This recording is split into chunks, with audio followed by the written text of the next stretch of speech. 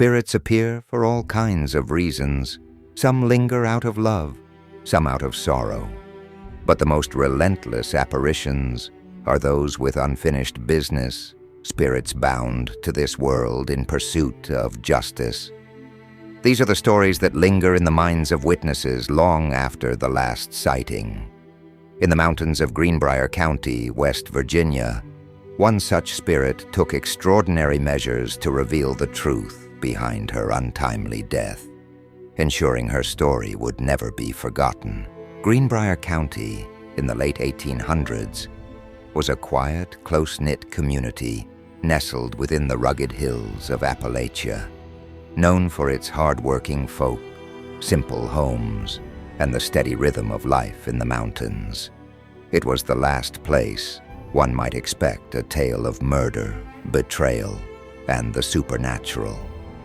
But in the winter of 1897, this peaceful valley became the setting for one of the most unusual cases in American history, the story of Zona Heaster Shue, now remembered as the Greenbrier Ghost, who would go to extraordinary lengths, even from beyond the grave, to bring her killer to justice.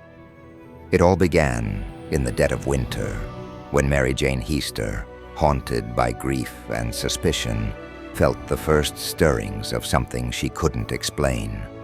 Her daughter Zona's death had been swift, strange, and silent, marked down by the doctor as an everlasting faint. But to Mary Jane, the official cause of death felt like a flimsy excuse, an attempt to cover up something darker lurking beneath the surface. Zona had been strong, vibrant. Her life should not have ended so suddenly. Then, just as the nights grew colder and darker, the unthinkable happened. A chill seeped through the walls of Mary Jane's bedroom as the spirit of her daughter appeared, bringing with it an unnatural cold that settled deep in her bones. Night after night, Zona's apparition returned, her pale, sorrowful face framed by shadows, and each time, her story grew clearer. Zona's voice, barely more than a whisper, finally revealed the truth. She had not died of a faint, nor of any natural cause. Her life had been cut short by the man she trusted most, her own husband, Erasmus Shue. Only months before, Zona had met Shue, a blacksmith known around Greenbrier County, a man with a shady past. Against her mother's wishes, Zona had married him swiftly, and the couple settled into a house near Shue's shop. But Mary Jane's suspicions had never quite faded. Whispers around town hinted at dark things in Shue's past. His first wife divorced him, and his second wife had died under mysterious circumstances.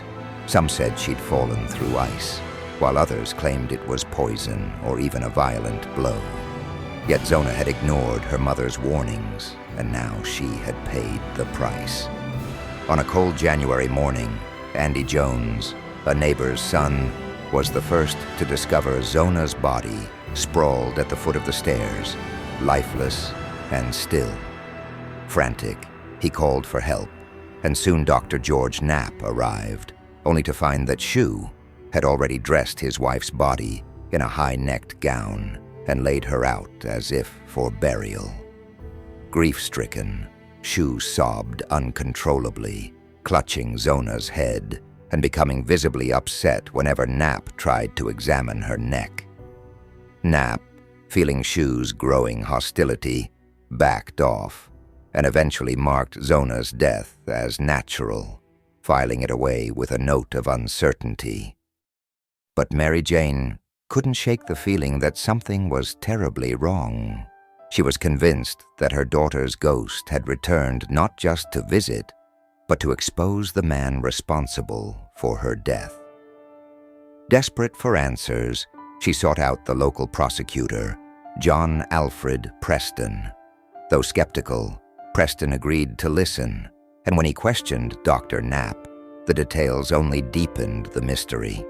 Knapp admitted he'd noticed bruises on Zona's neck, but hadn't pursued it further, and townspeople reported Shue's odd behavior at the wake. He'd placed a pillow under Zona's head, shooing away anyone who tried to come close, as though he had something to hide. Preston now had enough to warrant an exhumation, and with Zona's body laid out for a second examination, the grim truth was revealed. Her neck had been snapped, the vertebrae dislocated, and the windpipe crushed. Zona had been strangled, and her spirit, relentless and determined, had returned to ensure her killer could not escape justice. Shue was swiftly arrested, and his trial became the talk of Greenbrier County. For 8 days, a captivated courtroom listened as each disturbing detail unraveled. On the 6th day, Shue took the stand in his own defense, but his rambling words and evasive answers only solidified the case against him. In just over an hour, the jury returned with a guilty verdict, and Shue was sentenced to life in prison. He narrowly escaped a lynch mob and was taken to the state prison in Moundsville, where he would serve the rest of his days. While the judge advised the jury to ignore the supernatural claims, it was clear to the townspeople that Zona's spirit had played a vital role in revealing her killer. Today, a historical marker on Route 60 stands as a reminder of the Greenbrier Ghost, a young bride who reached from beyond the grave to demand justice and ensure her story would never be forgotten.